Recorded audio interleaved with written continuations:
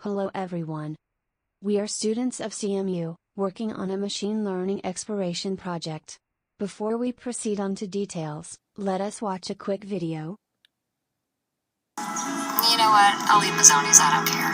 Hey, alright. Love you. Love you. Mommy, I forgot my crystal bracelet. It's okay, sweetheart. It'll still be there when we get back. Everyone loves the picture I posted of you.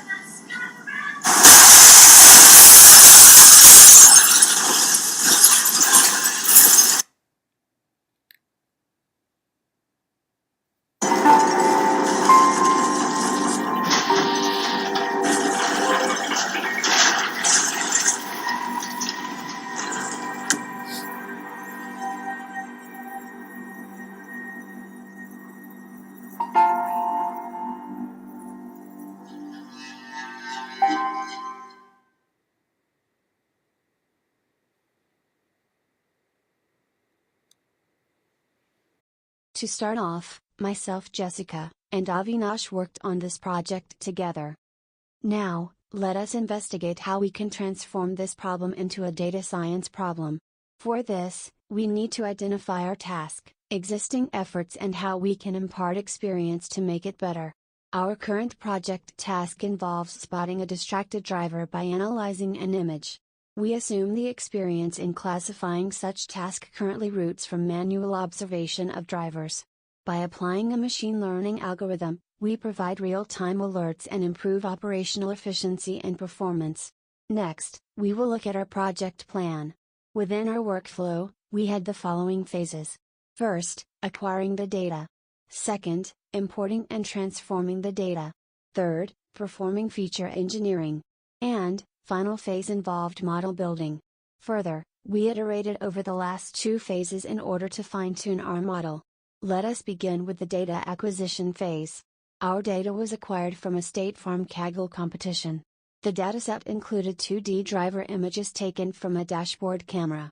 The images were separated into 10 classes such as safe driving, texting, eating, etc. We had around 2,000 images per class and around 10,000 in total. In our second phase, we developed our baseline model. From our original data, we leveraged around 2,000 images with an even split between distracted and non-distracted images.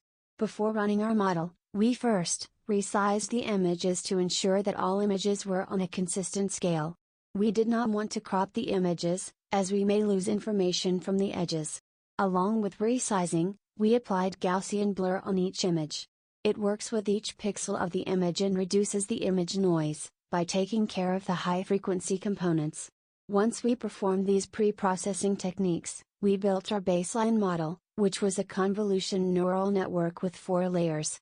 We used a SGD optimizer over the RMSprop and Atom specifically to improve the performance. After running our model, we received an accuracy score of 81%. From there we looked at the false positive rate, to ensure that we are minimizing the number of distracted drivers that are labeled as non-distracted. This was the key performance metric for our analysis, which currently stands at 33%. We are considering both false positive rate and accuracy as the metrics to ensure the overall performance in the bigger picture. For instance, 0 false positive rate does not mean we are effectively getting the results.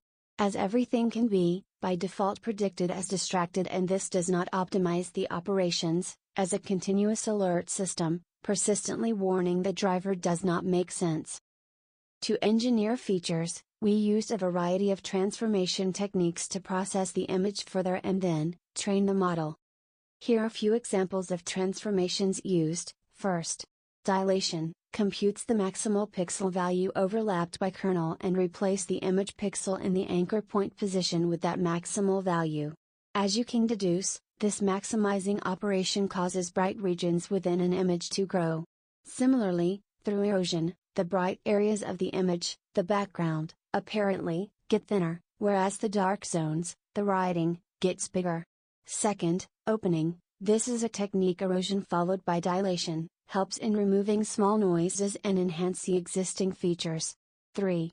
Morphological gradient, difference between dilation and erosion of an image. Gives the outline of an image. Apart from example, look onto the image data processed from our training set as well. Alongside, we used more similar techniques and tried processing the image. Now, let us move to transformation techniques beyond image processing. Here, we used normalization to ensure feature scaling and outweighing of one parameter over another. How do we normalize image data? Every image is composition of red, green and blue channels. We segregated individual channels, then applied a min-max normalization on them and then coalesced back to form the normalized image. All these mentioned transformation techniques are individually taken as inputs for our baseline model specifications, and observed that normalization and morphological gradient are performing better. So, we went ahead and used a combination of these two, which is performing even better. We will look at the results in the next phase. Moving on to the next phase, we went with fine-tuning the model layers further to improve it. But after trying multiple layers and a combination of layers, we understood that complication of network layers is only affecting it towards worse performance comparatively. This reinforces the fact that complicating the network does not mean it should perform better, and further, given the relatively smaller data size, it might be too less for the model to perform better. When we scale the analysis and training for complete data, this might be a good option to explore further. Analyzing the results in terms of accuracy and FPR, Simple CNN is performing definitely better. Further, look at last row of both tables to understand the power of normalization followed by morphological gradient transformation on image input. Following the above experimentation, we researched more machine learning techniques, and came across transfer learning, which is a superior ML performer in recent times. So, what is transfer learning and why should it be used? With transfer learning, we basically try to exploit what has been learned in one task to improve generalization in another. We transfer the weights that a network has learned at task A to a new task B rather than a machine learning technique. It is more of a design methodology, like active learning. The main advantages are basically that you save training time, that your neural network performs better in most cases, and that you don't need a lot of data. Further, saves a lot of training time, because it can sometimes take days or even weeks to train a deep neural network from scratch on a complex task. Using this on our current analysis, it seems the model is yet unable to improve. We tried a couple of pre-trained networks, but it did not help.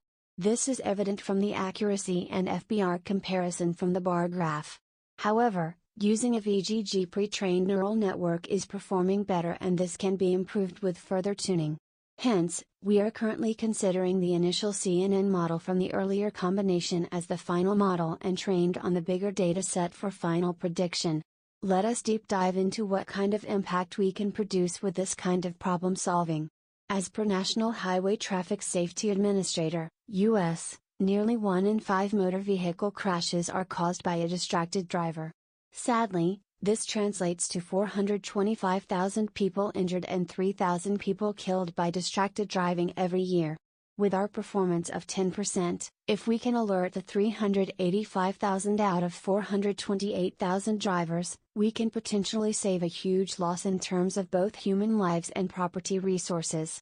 Also, as part of future steps, we would like to provide a roadmap for next phases to improve this further. We chose the next top 3 steps could be feature engineering, data augmentation, and ensemble techniques. Our detailed report provides more information and resources to continue the analysis. Thank you for your time.